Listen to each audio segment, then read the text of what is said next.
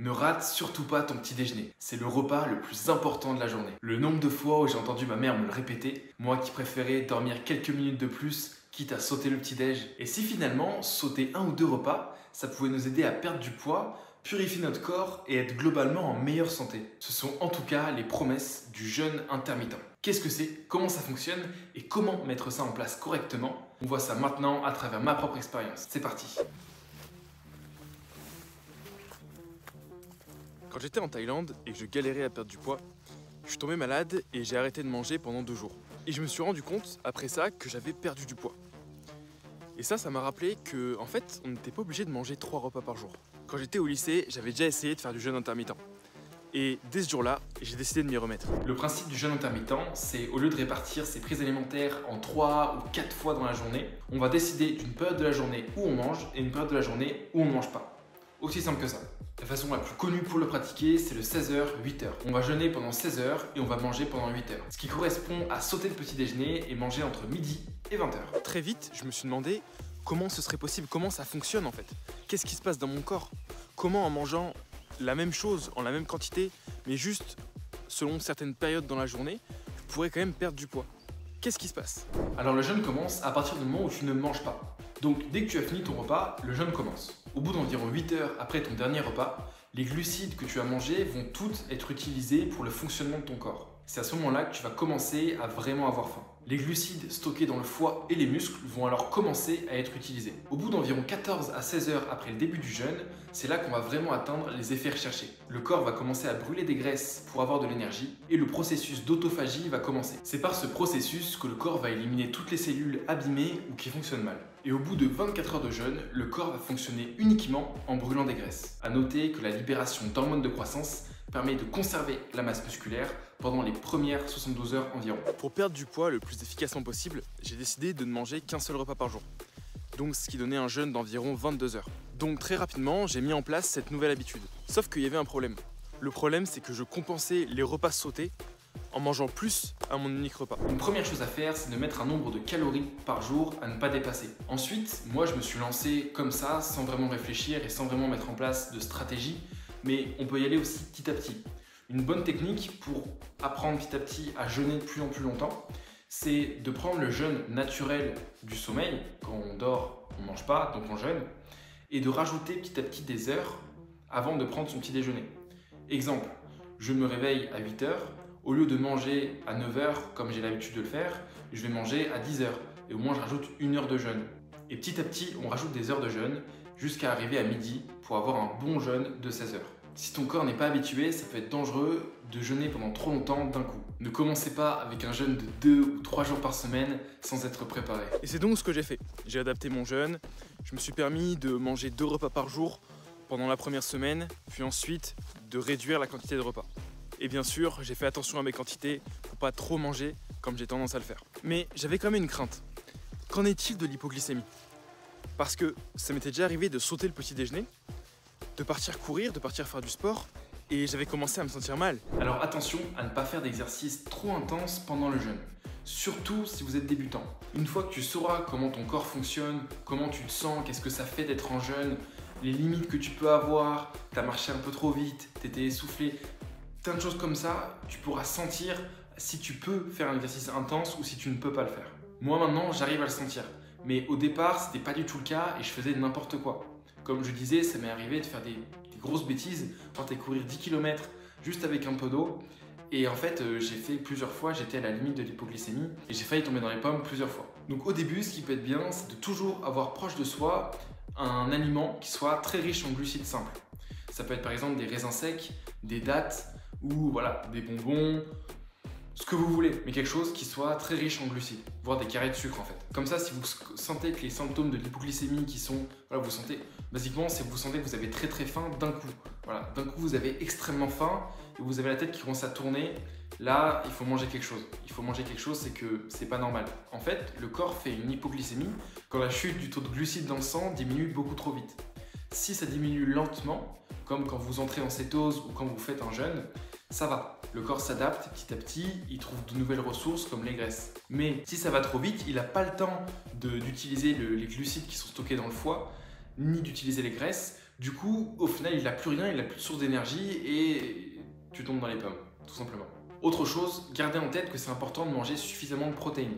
Donc j'emporte toujours avec moi un petit paquet de raisins secs, au cas où, juste au cas où, et tout s'est très bien passé au final. Mais il y avait autre chose aussi qui me posait question, c'est que je sentais que j'avais moins d'énergie que d'habitude. Je me disais mais c'est quoi ce jeûne? C'est censé me donner de l'énergie, mais en fait j'ai plus l'impression d'être moins concentré, d'avoir moins d'énergie. Je me sentais pas au top en fait. Clairement je me sentais pas au top. Et je comprenais pas ce qui se passait en fait. Je comprenais pas pourquoi je me sentais comme ça. Ce qu'il faut bien comprendre, c'est que quand on jeûne, c'est un challenge qu'on donne à son corps. Ça va être difficile pour le corps de s'adapter. Quand le corps a 3 à 4 prises alimentaires par jour, c'est facile pour lui. Parce que du coup, il n'a pas à faire d'efforts, il a toujours une source d'énergie qui est disponible. Quand tu manges 1 ou 2 fois par jour, là par contre, ça devient plus compliqué. Il va devoir s'adapter. Et l'adaptation, elle prend de l'énergie, obligatoirement. Donc c'est normal de se sentir plus fatigué pendant la période de jeûne. C'est quelque chose qu'il faut prendre en compte et qui va avec le jeûne en fait. Contrairement au régime cétogène où petit à petit on commence à s'habituer et ça va mieux, là pour le jeûne intermittent, dans la période de jeûne, on est toujours un peu plus fatigué que quand on jeûne pas. Par contre, avec le temps, on s'habitue et on arrive quand même à avoir de l'énergie et à être concentré. Mais c'est une habitude et ça reste un challenge pour le corps. Donc une bonne chose que tu peux faire pour pas être trop fatigué et pour pas avoir trop de difficultés à suivre le jeûne, c'est tout simplement se laisser dormir plus longtemps. En dormant plus longtemps, tu as plus d'énergie et du coup, ton corps est plus préparé à avoir des challenges dans sa journée comme le jeûne intermittent.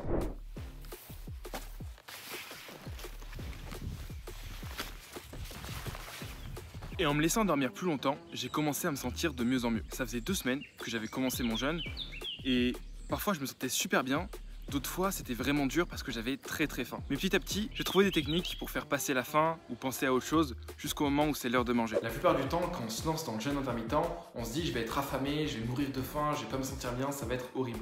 Sauf qu'en fait, la faim c'est pas juste une courbe ascendante et plus le temps passe, plus on a faim. C'est pas comme ça. C'est plutôt à des moments tu as faim et à des moments tu n'as pas faim. Si ton corps a l'habitude de manger le matin à 8h, alors le matin à 8h, tu peux être sûr que tu vas commencer à avoir faim. Mais petit à petit, tu vas t'habituer et la faim, elle sera moins régulière, elle sera moins habituelle à des heures fixes. Donc c'est pas une courbe ascendante, c'est une courbe plutôt qui fait comme ça. Voilà, ça monte et ça descend. Donc le but, ça va être de réussir à faire passer les moments où tu as faim et de retourner dans un moment où t'as pas faim sans avoir craqué et sans avoir mangé quelque chose. Une des choses que tu peux faire, c'est te distraire, ne pas rester devant le frigo, la porte ouverte et être là à attendre que le temps passe. C'est plutôt d'être actif, de marcher, de parler à des gens, peu importe, de faire n'importe quoi qui te fasse penser à autre chose que de manger. Une technique que j'ai trouvée et qui marche super bien pour moi, c'est de boire de l'eau gazeuse. Je bois un petit peu d'eau gazeuse à chaque fois que j'ai faim. Et la faim passe. Certes, elle revient au bout de quelques minutes, mais je rebois un peu d'eau gazeuse, et ainsi de suite, et ainsi de suite. Et du coup, au final, ça va, jusqu'au moment où j'ai plus faim. Donc j'ai bu, je me suis hydraté, donc c'est super. Donc boire de l'eau gazeuse pour se couper la faim, pour se remplir le ventre. Après même, boire suffisamment d'eau, en règle générale, pour toujours rester hydraté, ça aide à ne pas avoir faim. Et la technique ultime, c'est de manger du sel. On en a besoin, c'est important pour rester hydraté. Donc manger une pincée de sel dès que t'as faim, c'est parfait. Franchement, c'est la meilleure technique que j'ai trouvée. Juste manger un peu de sel, en quelques minutes, j'avais plus du tout faim. Ces techniques m'ont bien aidé, mais je pense que ce qui m'a le plus aidé à tenir sur le long terme, ça a été le régime que je faisais en même temps. Parce que quelques semaines après avoir commencé mon jeûne intermittent, j'ai commencé à faire un régime cétogène. Ce qui peut être souvent reproché au jeûne intermittent, c'est que si on n'associe pas à un régime faible en glucides, ça veut dire qu'on va manger beaucoup de glucides 1 ou 2 fois dans la journée. Et ça, c'est pas super, parce que ça veut dire qu'on aura un gros pic d'insuline une seule fois dans la journée. Et ça, on veut pas. Donc, ce qui est mieux, c'est de manger un régime bas en glucides. C'est-à-dire de manger un régime, un low carb, un régime cétogène, un régime carnivore, un régime faible en glucides, tout simplement.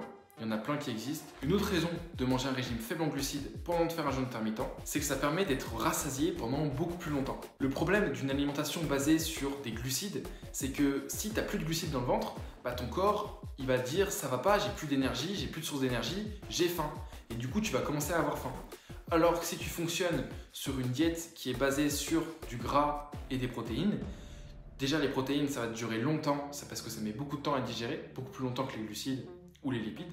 Et ensuite, comme ton corps a fonctionné sur une base de gras, Alors, s'il a plus de gras parce que tu n'as pas mangé depuis un certain moment, il va tout simplement aller se servir dans tes réserves, dans le gras qui est stocké. Je simplifie un petit peu comment ça fonctionne, mais en gros c'est ce qui va se passer. Après, plus généralement, même si tu décides de ne pas faire un régime faible en glucides, c'est pas grave. Par contre, pendant les repas que tu manges, il faut que tu fasses attention et que tu manges pas n'importe quoi, en fait, plus généralement.